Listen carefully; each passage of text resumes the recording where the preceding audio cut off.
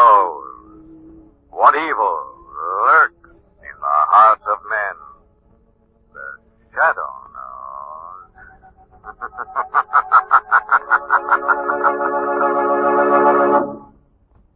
Once again, your neighborhood blue coal dealer brings you the thrilling adventures of the Shadow, the hard and relentless fight of one man against the forces of evil. These dramatizations are designed to demonstrate forcefully to old and young alike that crime does not pay.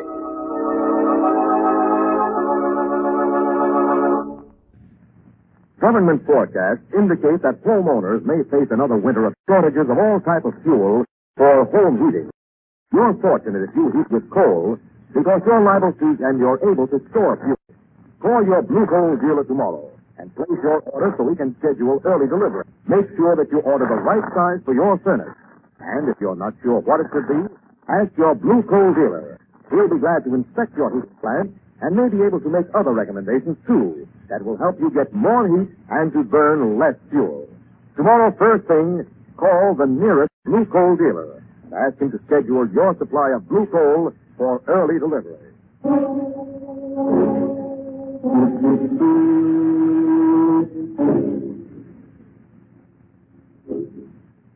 The Shadow, who aids the forces of law and order, is in reality Lamont Cranston, wealthy young man about town. Years ago in the Orient, Cranston learned a strange and mysterious secret, the hypnotic power to cloud men's minds so they cannot see him. Cranston's friend and companion, the lovely Margot Lane, is the only person who knows to whom the voice of the invisible Shadow belongs. Today's drama, The Curse of the Gypsies.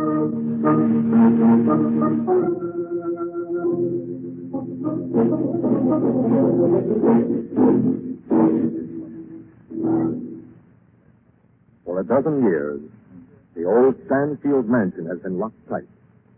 Creepers have overgrown the walls. Dead branches scratch at the windows. And now, on a windswept night, three people, Elise King, the Stanfield heiress, her husband Stefan King, and the nurse are coming home. Stefan unlocks the door. And three walk into the long, deserted house. See, Elise, nothing in here but dust sheets and the musty smell of an old house. No gypsy curses, no ghosts, no... Oh, I was just closing the door, Mrs. King. I'll light a candle. Let there be light, huh? And the pair will end. There. No. No, it's worse now. Shadows looming everywhere. Ah, you're overwrought, my darling, and fine. Get you to bed. Take my arm on the stairs. Stefan, whose room am I to sleep in? Your mother's. Where she was brought up? After that accident? No. No, I won't go up there. Control yourself, Elise. Conquer these fears. Realize they exist only in your mind. Stefan. What was that? I didn't hear anything. Came from Father's room. Mrs. King, please. Here it is again. It's Father. Still in there after all these years. Stop talking nonsense, Elise. Your father was given a decent burial. You saw him in the grave yourself. No, he's come back. Listen. You must hear that, Stefan. Oh, tell me you hear it. I hear a noise of some kind. Probably a tree outside the window. But we'll soon find out. Oh, no. Right now, I'm opening the door to your father's room. I'll hold the candle up. Elise, what is it? A man. Hanging by the neck. Where? I don't see anything. Do you, nurse? No, Mr. King. I don't see anything.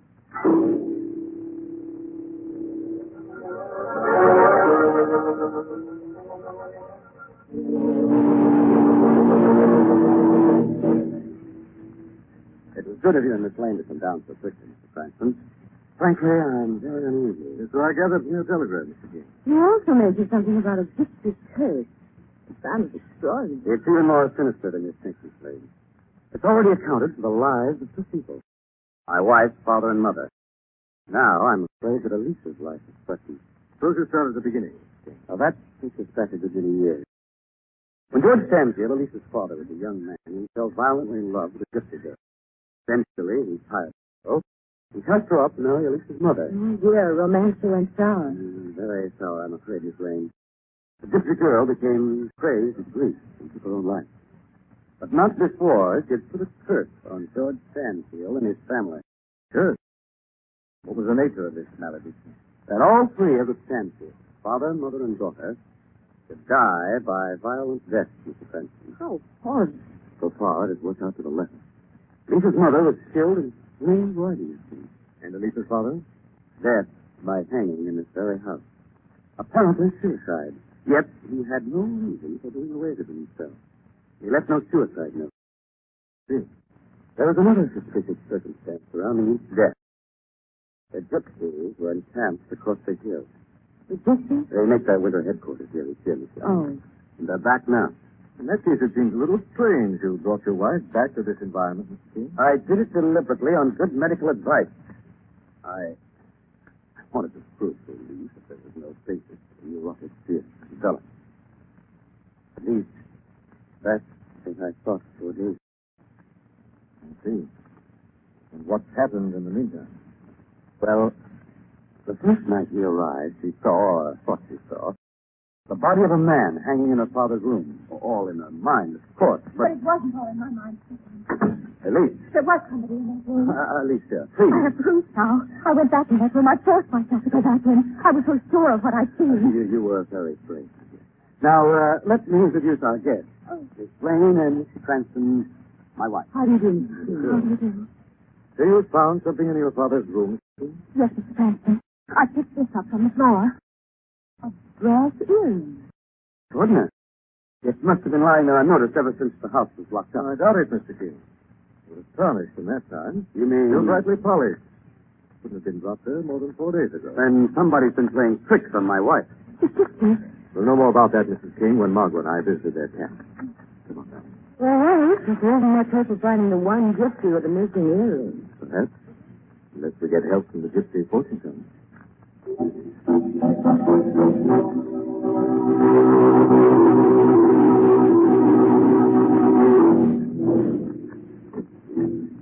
How is this? Asleep now. Gave her hypodermic. You ought to have done that before she started wandering around the house. She almost upset the apple cart in front of Cranston. But you're blaming me. I'm not blaming any. You know, the thin ice was pretty. That's your doing, Stefan. I was all against getting that detective down here. It's insane. We have to have someone to testify that Elise was going off her head. A nice old lady would have done just as well. That wasn't good enough for you. Oh, no, you had to have the great Cranston to match with. Corrupt. Now he's got that earring, and Lord knows what he'll find out at the gypsy camp. Hurry enough to hang us both. Shut up. I won't shut up. It's my neck as well as yours. And if you think I'm going to risk it because of your crazy vanity... I'm fine. I don't like you, sister. I don't like you at all. Stefan. That's more like the girl I love. You really mean that? Of course. Then why did he have to go through with this? Why can't you divorce Elise? And lose her fortune? Oh, no, God. I've learned to enjoy money too much to get along without it. Aren't you forgetting, dear? It won't be anything as unpleasant as that.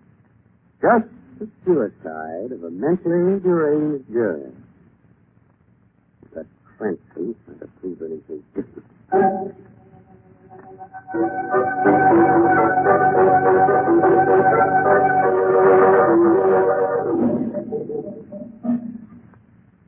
So, you have found the gypsy earring, Mr. Cranston. And you are very concerned over who might have lost it, huh? You take me for a fool? Why, Gibson? I have had experience of your kind. Sneaking outsiders only mean one thing to gypsies. Robbery. There'll be more trouble if you refuse to give me information. And a murder takes place at the Stanfield mansion. Then it is true. Just as the cards showed me, Ruby has come back. Ruby? The gypsy girl George Stanfield drove crazy 30 years ago. He swore she would come back from the grave to destroy him and his dear wife. But that's impossible, is it? Remember, she came back twice before. And each time it was in the car. Look, I drew them out. And you can see for yourself. There. He is guiding my friend. The black ace. Followed by the queen. It is certain death, I tell you. You see, Ruby's free. Back from the grave. What? Take it easy, lady. You live longer. Come in, Grandino. I was hoping you would drop around. I got some extra special customers tonight. Miss Lane and Mr. Cranston, the detectives. You don't say. Any little murders you once solved, Mr. Cranston? Is that your specialty, Grandino? Sure. I know all about them because I commit them. Tuesday is my murder day. The rest of the week I'm drumming up the season. Which were you doing 4 nights ago in the old Stanfield mansion? Huh? I noticed your right ear is pierced. Here's the earring you left behind you. Why, you... And I've got a gun, which I think he sees. Take it easy, Mr. Cranston. Relax. Enjoy yourself. You live longer. I'm still waiting for my answer, Grandino. What were you doing at the Stanfield place? I have told you, Mr. Cranston, it was Ruby, the ghost of the poor I child. doubt a ghost could give me a window dresser. However, if Grandino has nothing to say, we'll take it up with the police. Come on, Margot. You're funny, Mr. Cranston. Very funny. Glad you think so. I usually play for the last laugh. Tell them all. There both of mixed up in it. Was this the way Gerda suddenly changed character when I mentioned the Stanfield mansion? Yes. Became a weird old fortune-telling mystery. Why? My hunch is she was trying to protect someone. All right, darling, far enough. Into the shadow of this wagon. So we're not going to the police? No, I just threatened that to put the pressure on Grandino. It's up to him to make the next move. Good. There he goes now. He's in Gerda's wagon. Yes. Apparently in a great hurry to get someplace. We're going to follow him, Margot, but be careful. Remember, he's got a knife. More than likely, he knows how to throw it.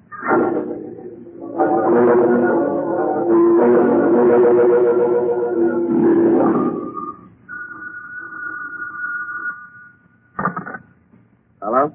Grandino, Mr. King. Ooh, I told you never to phone this house. Take it easy, Mr. King. If it's Cranston and his girlfriend you're worried about, I fixed him. What? They took it into their heads to follow me. I led them a merry chase, all right, to the swamp. But the quicksand. That's the idea. They're good and lost now. They'll be lucky if they ever get out. You blundering fool, how dare Take you? it easy, Mr. King. There isn't healthy talk. I'm phoning from the diner to say I'm coming over to see you. No, it's too dangerous. Be right over, Mr. King. Scandino!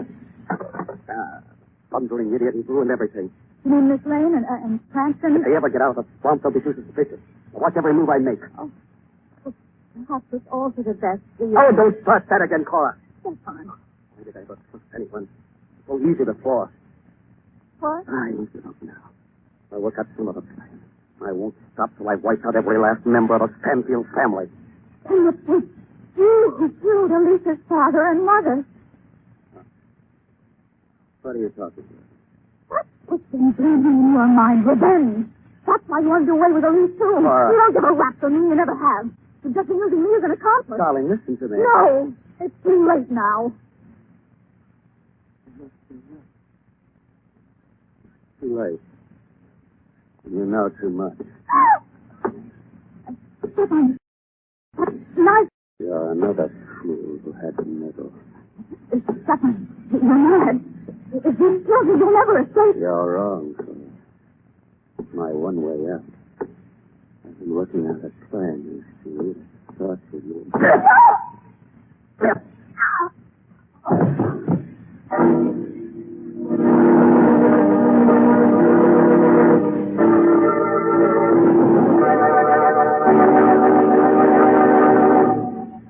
We will return to the shadow in just a moment. Folks, if you do not have a Blue Coal Temp Master automatic heat regulator on your furnace, you're missing plenty. You are missing the wonderful work-saving ease that automatic temperature control gives. The Temp Master eliminates every trip to the basement to adjust furnace dampers. And you're missing, too, the ease even, healthful, steady heat that only automatic temperature control can give. The Temp Master with its electric eye thermostat is on the job every minute all day long. It's far more sensitive to temperature changes than your body and keeps your home exactly at the temperature you set on the upstairs thermostat. Yes, you're missing carefree heating comfort in your home if you do not have a Blue Coal Temp Master. And the Temp Master is so easy and so inexpensive to install. You really can't afford to be without one. Actual records prove that a Temp Master saves so much fuel it can easily pay for itself in a single winter. So tomorrow, call at your nearest Blue Coal dealer and ask him to demonstrate the Temp Master in your home. There is no charge or obligation. Your Blue Coal dealer is listed in the classified section of the telephone directory. Now, back to the shadow.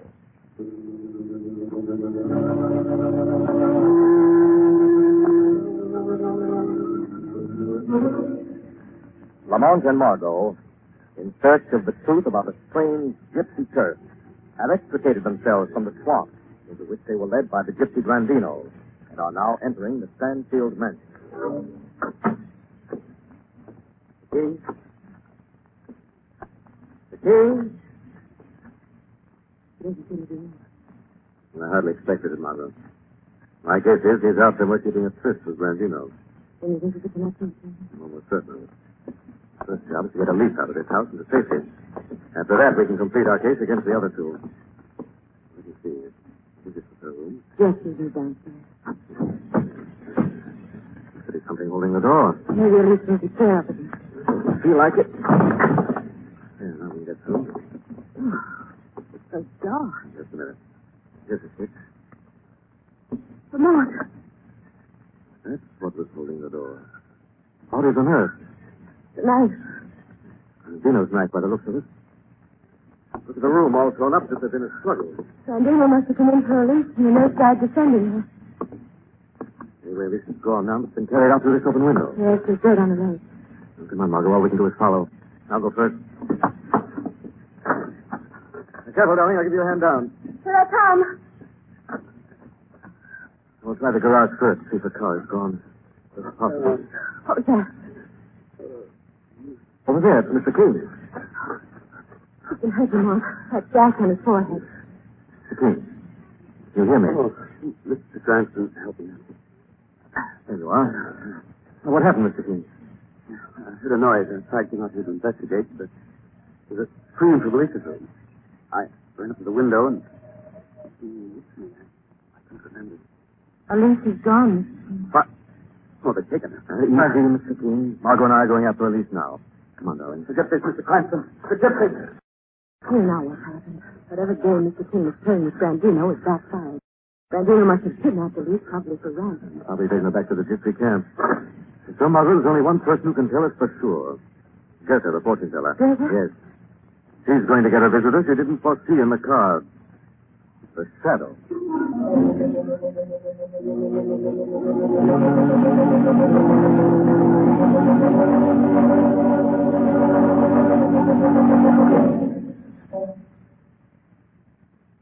Why did you bring me down to the wine cellar, Grandino? I wanted a private talk with you, Mr. King. Well? 5,000 is not enough, Mr. King. But that was our bargain. Now Grandino is changing the bargain. $5,000 was all right when I was just playing tricks on your wife, like pretending to hang myself. And a mess you made of that, dropping your earring. But now I've gone on to bigger stuff. I've become an artist, you might say. The Botticelli of the blackjack. That beautiful wound you have on your forehead. You didn't have to hit me so hard. You almost broke my skull. It made a monkey out of Cranston. He's upsetting me now, looking for your wife. And all the time she's lying here doped in the wine cellar. Yes, Mr. King. That ought to be worth a lot of money to you. How much do you want? 25 grand. You can afford it. So be a rich man soon. A fortune all to yourself. Left by your poor, dead wife. No, I'll think about it. Another glass of wine? Yeah. Makes you thirsty looking at these big vats. Here's to success. Mud in your eye, Mr. King. Ah, good stuff. King. Thought it over? What? The 25 grams. Oh, yes. Yes, I've come to the conclusion, Grandino. You won't need that much money. You're funny, Mr. King. You exhaust. In fact, very soon now, you won't need any money at all. Very soon. What did you put in that wine? It works fast. You should have stuck to your blackjack, Grandino, and let blackmail alone. You're funny, Mr. King. Very funny. You'll get a gypsy burial, Grandino. Your body in a swamp. And then I'll be ready soon.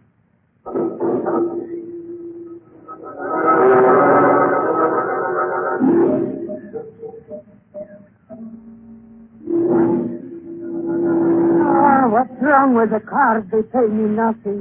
No faces come up on the numbers. Because your days are numbered, Getter. Who's there? This is the Shadow, Getter. I hear a voice from nowhere. Shadow is right here beside you. What do you want with me? Where is Elise King? I don't know. She was taken from the house. Her husband was knocked unconscious. What's this one? What's that one? Badly one? You seem very concerned about Mr. King, Getter. I I believe I understand. I don't suppose you feel as affectionate toward Grandino? No, I always say to him. He was always snooping around my wagon, trying to find out things. What things? No. No lies, Getter. He was curious about my little boy, the child I adopted long ago. I see. So you raised an adopted child, Getter. That must have taken money. Where did you raise it? I had a rich admirer once. He was generous. I think I can guess his name. George Stanfield. But this locket around your neck should prove it. There. Shadow, give that back. Not till I've read the inscription. My beloved Ruby. Shadow. So that's it. You're the crazy girl who was supposed to have died of heartbreak.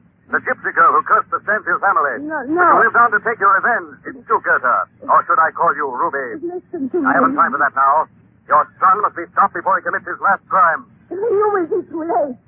The last of the Stanfields must die tonight. The cards say so. But the shadow says no.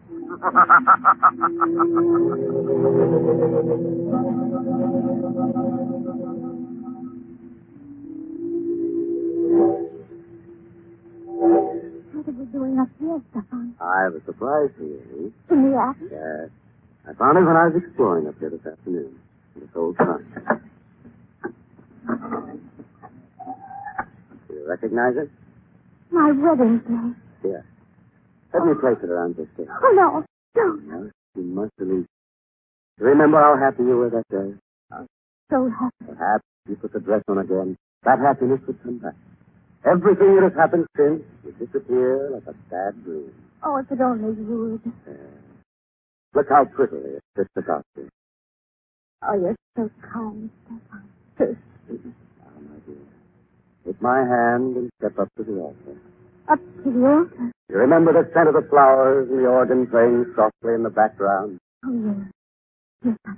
And do you remember the present I gave you that day? Oh, Close your eyes, my dear, and I'll put them on again. A rope of pearls about your neck. Stefan. You feel them touching your throat? There's a rock. Feels like a rope. A rattle around my neck. Goodbye, Elise, last of the Stanfield. You're going to... Listen, come on. Fight it. There's someone in here. Where are you? Where are you? Right here, Stefan. Whose voice is that? The shadow, Stefan. I have come for you. Your crimes are over. You can't prove anything against me, Shadow. I can prove murder for one thing, Stefan. And for another, trying to drive this poor girl insane. Yes, Shadow, she is insane. And that's why you can't prove anything against me. I can prove you're the son of Gerda, the fortune teller, Stefan. And that for her sake, the sake of revenge, you killed Elise's mother and father. Then you killed the nurse, and perhaps Grandino, too. Yes, Grandino, too. But he'll get the blame for the nurse's death, Shadow. No one can convict me as long as Elise is out of her mind. No one will have to, Stefan. You yourself are going to write a free and open confession. Are you mad? No, but Elise is. And she's coming through now. What do you mean? You'll find out.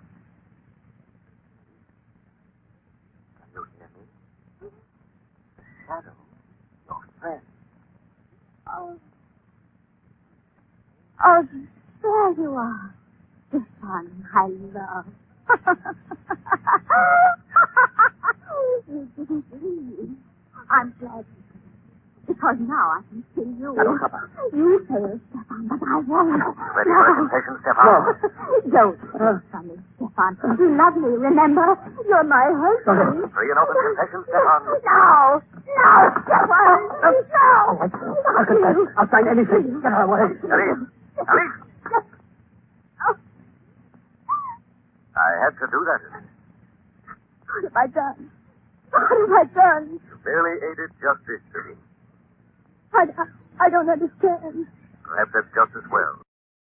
Soon you'll be completely well again and will hardly remember the horror you suffered from a man named Stefan King. By then we'll have died in the electric chair.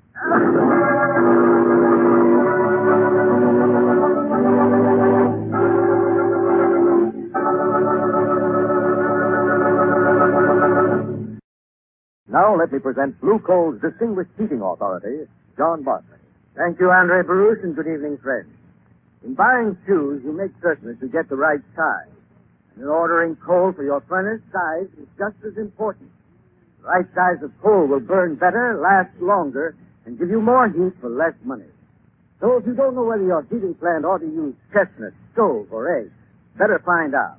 Your neighborhood Blue Coal dealer will be glad to inspect your furnace and to give you expert advice.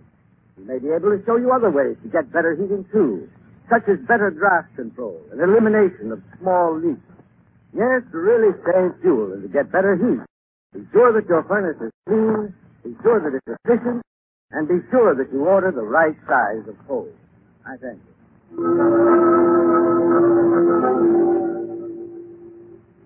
This story is copyrighted by Street and Smith Publications, Incorporated. The names, characters, places, and plot are fictitious. Any similarity to persons living or dead is purely coincidental. Again, next week, The Shadow will demonstrate that The weed of crime bears bitter fruit. Crime does not pay. The shadow knows.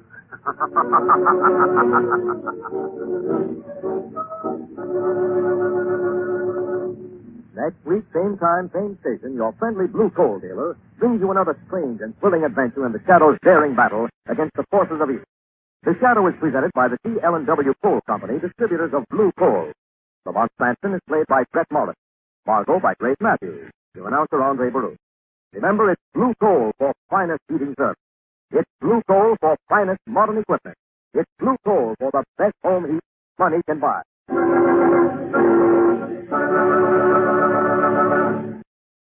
Friends, partially handicapped workers are often better workers. Your local public employment office lists many workers who are not handicapped for your business, who are more careful, more reliable, more conscientious.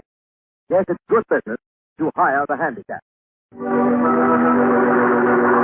the Mutual Broadcasting System.